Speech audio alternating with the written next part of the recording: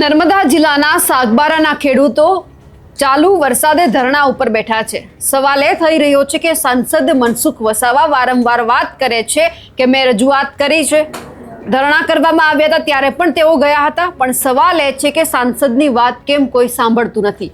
આજે 5મો દિવસ થઈ ગયો છે, તેમ છતાં હજુ પણ જે સાગબારાના ખેડૂતો છે એમને એમના ખેતરમાં જવા દેવામાં નથી આવતા।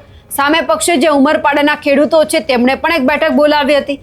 નમસ્કાર, આપ જોઈ રહ્યા છો નિર્ભય ન્યૂઝ અને હું છું આપની સાથે રિદ્ધિ। એક તરફ થોડા સમય પહેલા જે ઉમરપાડાના જેટલા જે ખેડૂતો છે એ તમામ વતી ગ્રામ સભાનું આયોજન કરવામાં આવ્યું હતું।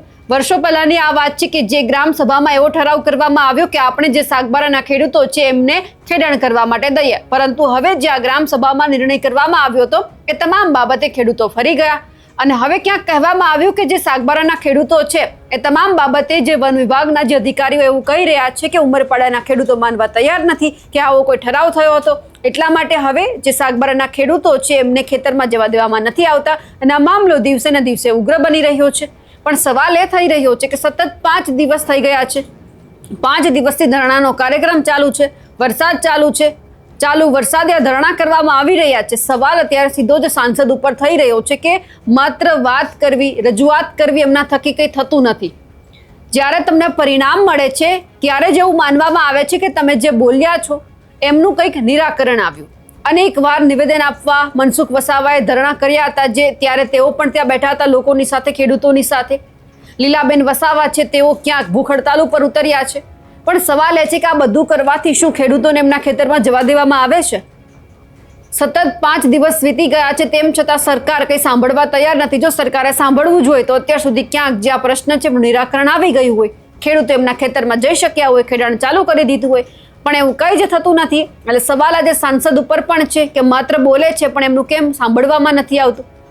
આ બધાની વચ્ચે જે ખેડૂતો અત્યારે ધરણા ઉપર બેઠા છે તેઓ શું કહી રહ્યા છે તે પણ સાંભળી લઈએ। ઈશ્વરભાઈ જેનુભાઈ વસાવા, ફકીરપુર ગ્રામ પંચાયતનો સરપંચ છું। તો અમે 5 દિવસ થયા છે ત્યાં સુધી ધારણામાં બેસી રહ્યા છે। ભારે વરસાદ પડે છે તો પણ અમને બેસી રહ્યા છે અમે। તો સરકારશ્રીને એવું કહેવું છે મારે કે અમે તો કોઈ પાપ કર્યો હશે તો કોઈ વાંધો નહીં, પણ આ મૂંગા જનાવરને હાની સજા ભોગવો છે તો જલ્દીમાં જલ્દી આ પ્રશ્નનો ઉકેલ લાવે તો સારું।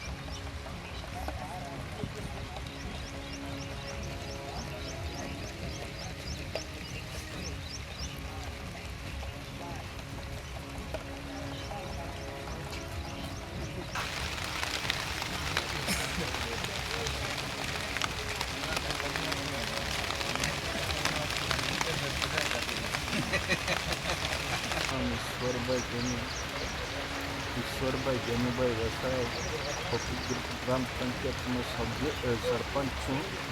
તો અમે 5 દિવસ થયા છે ત્યાં સુધી ધારણામાં બેસી રહ્યા છે।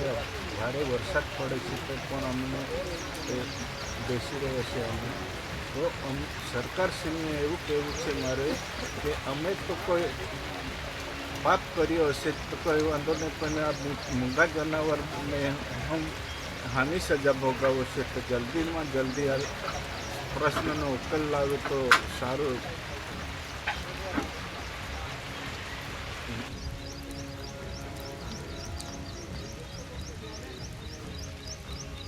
આ ધરણાનો 5મો દિવસ છે. સવારના ટાઈમે આ વરસાદ બી ચાલુ છે. આ ધરણા પર બેઠા છે. આ લોકોની પરિસ્થિતિ આ વિશે સરકારશ્રીને થોડુંક નમ્ર વિનંતી કે ખેડૂતો તરફ થોડુંક ધ્યાન આપે. શાકબારાના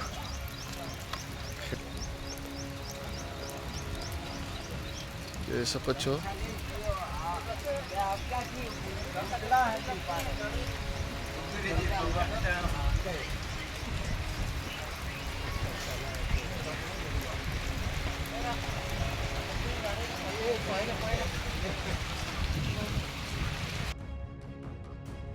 હવે જે રીતે અત્યારે ધરણાનો કાર્યક્રમ ચાલુ છે એ જોવાનું છે કે મનસુખ વસાવા હવે આ બાબતે કંઈ કરે છે ખરા. કારણ કે જ્યારથી સાગબારાના ખેડૂતો મેદાનમાં છે ત્યારથી એમની સાથે જ તેઓ છે અને ક્યાંક જે લોકો માંગ કરી રહ્યા છે એમને પૂરું સમર્થન પણ આપી રહ્યા છે.